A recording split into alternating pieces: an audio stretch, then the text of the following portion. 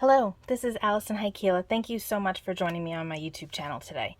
I thought that it would be fun for us to make a shaker card. Lately, I have noticed that infinity or full panel shaker cards are all the rage, and typically one would use either packaging from a stamp set or they would buy acetate from a company and use that for their shaker. But I decided the other day that I would change things up a bit. And instead of using acetate, the way this card has been done, I thought it would be fun to use tulle. I'm sure that many of you have tulle in your stash already. It's just this really thin sort of mesh fabric that's used a lot of times in weddings or other parties, things like that. And you can do a bunch of things with it, but sometimes it's fun to use it in card making too. And you can get a spool of this for like $2 at the craft store. They come in a wide variety of colors. Sometimes they have not sequins, sparkles on them, all sorts of things. But we're going to just use an Ivory Tulle today. So that's what I used on this card here. And ours that we're going to make is going to be a little bit different, but I'm sticking with the citrus colors. I don't know what's up with me lately. I'm kind of in a citrusy mood, maybe because it's autumn and I'm in the mood for those fall leaf colors, but that's what we're going to do. So I have some smooth Bristol cardstock. I also have this fantastic stencil from A Colorful Life Designs. This one is called Twinkle Stars. I don't know if you can see that here. It's a little tricky to see, but in person it's easy to see. I love that they're labeled. So I also have Citrus Tornado Sparkle Blends from Doodles Paper Playground. So pretty. And some Distress inks and a singular Oxide ink. And the Oxide ink is what we're going to use for when we stencil, but the inks are what we're going to use for the background to start off with. So I'm moving the Oxide off to the side because I don't want to make a mistake and grab that Oxide instead of the ink. And I'm just going to open these up. I have Abandoned Coral, Twisted Citron, Carved Pumpkin, Peeled Paint, and Mustard Seed. And I have a few blending brushes here that I'm going to be using, and we're just going to add some color to the background. Not really any rhyme or reason to it, just to have some color. The stencil that I chose to work with today has a lot of open space. There's not a whole lot of actual stenciled areas, so I wanted to make sure that we didn't just have a white background. I wanted to have some pizzazz happening, some fun colors to look at. So I'm just going to blend these. I really like using Bristol cardstock for ink blending. I think that the ink glides over it really nicely, especially if you're using Distress Oxides. But I wanted my colors to not have that chalky finish to them. I wanted them to be nice and bold, which is why I went with the inks instead of the oxides. So I'm just going to blend this out, just adding color here and there.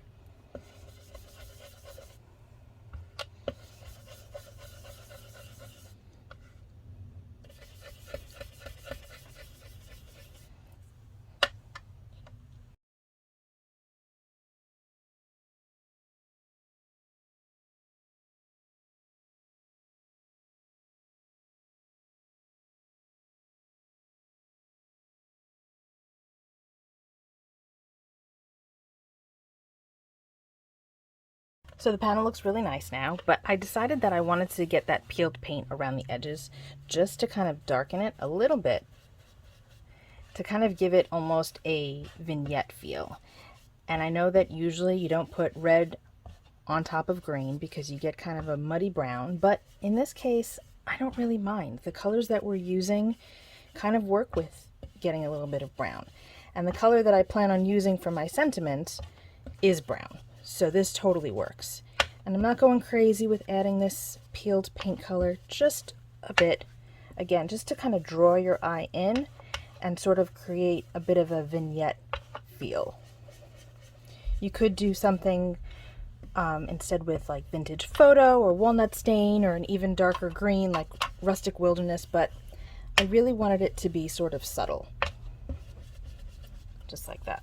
Perfect. And now we are going to apply our stencil. So what I have here is some tape. I'm going to just lay that down here like so and hope that it stays. I'm going to put this on top. That's my stencil that I'm going to be using. A little bit of tape up here. And now we're going to go in with Candied Apple Distress Oxide. And I'm going to switch my brush. You don't want to use the same brushes that you use for your inks that you use for your oxides, because these have a pigment in them and you don't want to contaminate your distress inks when you dip back into them at another time. So we're going to just go right on top, and that washi tape is not sticking, so I'm going to just have to be careful to not move my stencil. You can see how easily this color coats the distress inks. That's because of that pigment property.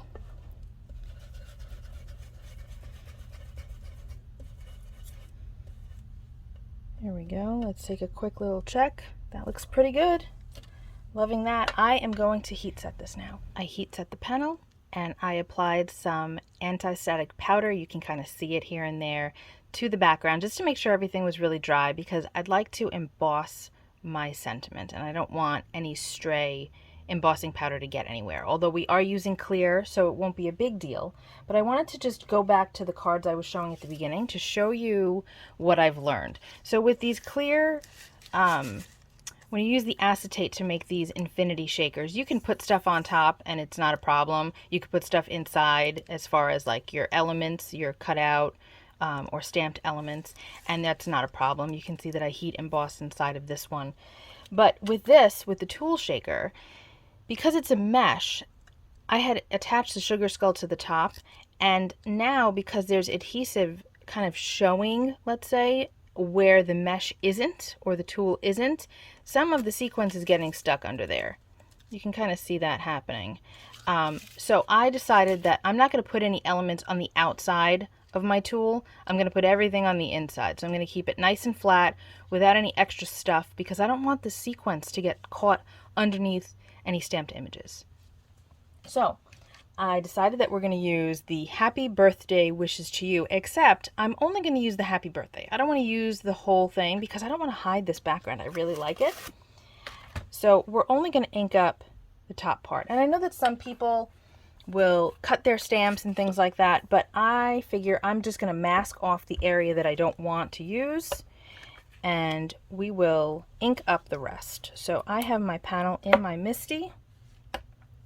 I'm going to figure out, you know what, I think that we're going to go this way, because I'm going to want to make sure that this is kind of centered, and this is going to wind up hanging off because we're not using that bottom area. So that looks okay. It doesn't have to be perfectly midway in both directions, but I think that looks pretty good there.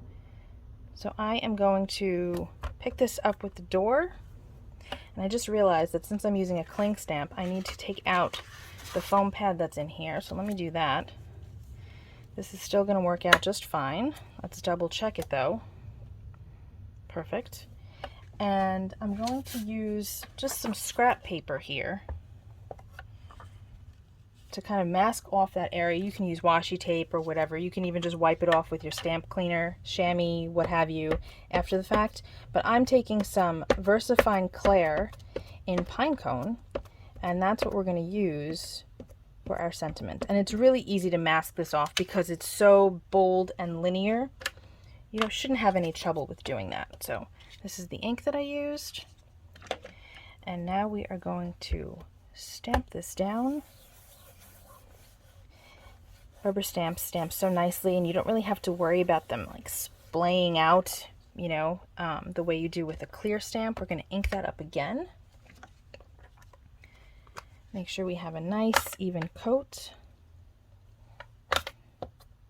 Now there are some little distress marks built into the stamp. There are some kind of holes to make it look like it's sort of old. Can you see that there?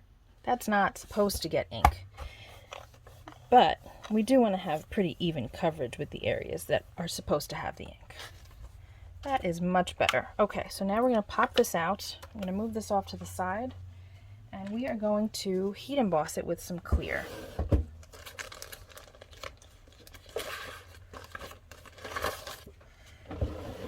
actually didn't center it perfectly. It's a little off to this side a little bit, so maybe we'll trim that, maybe we won't. Maybe we'll add another element. I don't know. We're going to see what happens.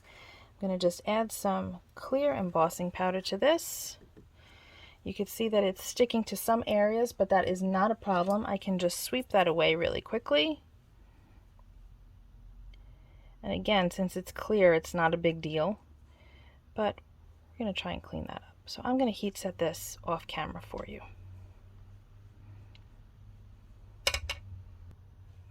The heat embossing is all done. You can see how nice and shiny that looks. It has a little bit of texture to it, which I love. And now we're going to start making our shaker element. So I have Tear-It tape from Imagine. We're going to use that for our adhesive on the back, and then we're just going to cut a piece of this tool.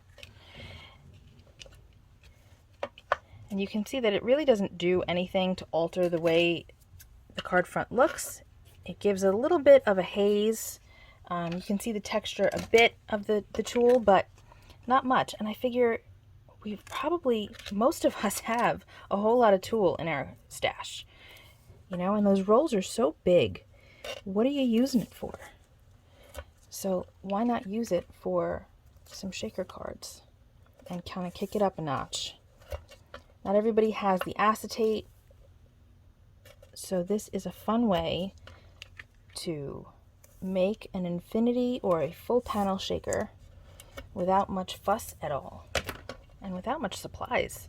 Okay, so now what we're going to do is we are going to remove the backing off of the bottom.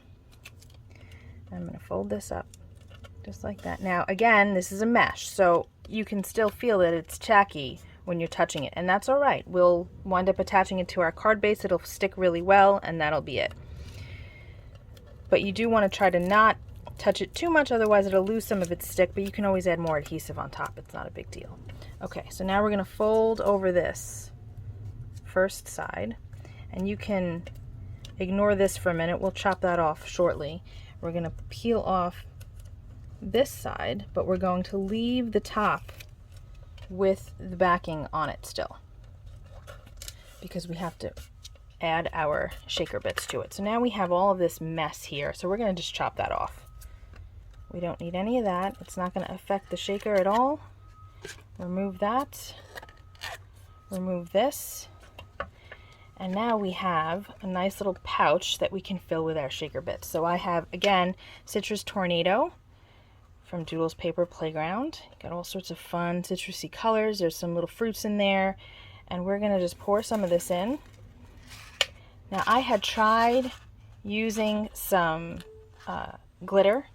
Not super fine glitter or anything like that, but like glitter chips almost. And they wound up coming through the mesh. So don't try adding glitter to this. It's going to go right through and you'll lose it all. So that looks pretty good. I think that that's a pretty good amount of sequins right there. We have this big piece here. We're going to take that out. We don't want to have anything super fat. So if you have gemstones or anything, I would probably take those out. One of the reasons that you make a flat shaker like this is so that it is flat and easy to mail. But now we're going to just pull off this adhesive backer right here, like so, and fold this down. Make sure it's down there nice and tight. And again, we're going to just cut off these little flaps that we've got here.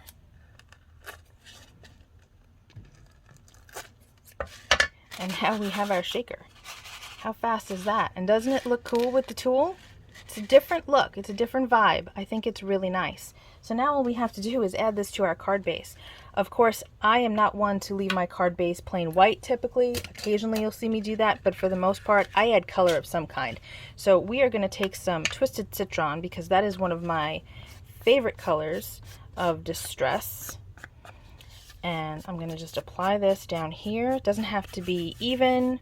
It can be a little sloppy. You're really not going to see much. Only a little bit of color.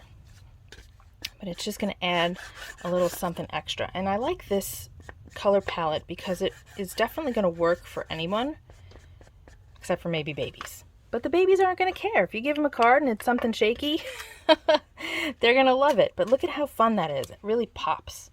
So let's adhere this, and then our card's going to be all done. I'm going to add my adhesive to my card base this time as opposed to my shaker panel, just because of the mesh, the tool that we've used. I feel like it's going to be a lot easier to just adhere it to the base as opposed to where the mesh is. Just going to work out a little bit better. We don't want to accidentally open that up. Okay, so we've got that all there. Lining that up a bit. And we're done. That is a super fun shaker. That's an infinity shaker, a full panel shaker, whatever you want to call it, but it's done with tulle instead of using acetate. And I think that that's a fun little twist. So I hope that you'll give this a try. Let me know in the comments if you do. Head on over to the Sparkle Blends fan club if you wind up using some sparkle blends, because I'd love to see your creations. Thank you so much for hanging out with me today. I hope you enjoyed this video, and I'll be back soon with another one. Take care. Have a great day. Stay safe. Peace out.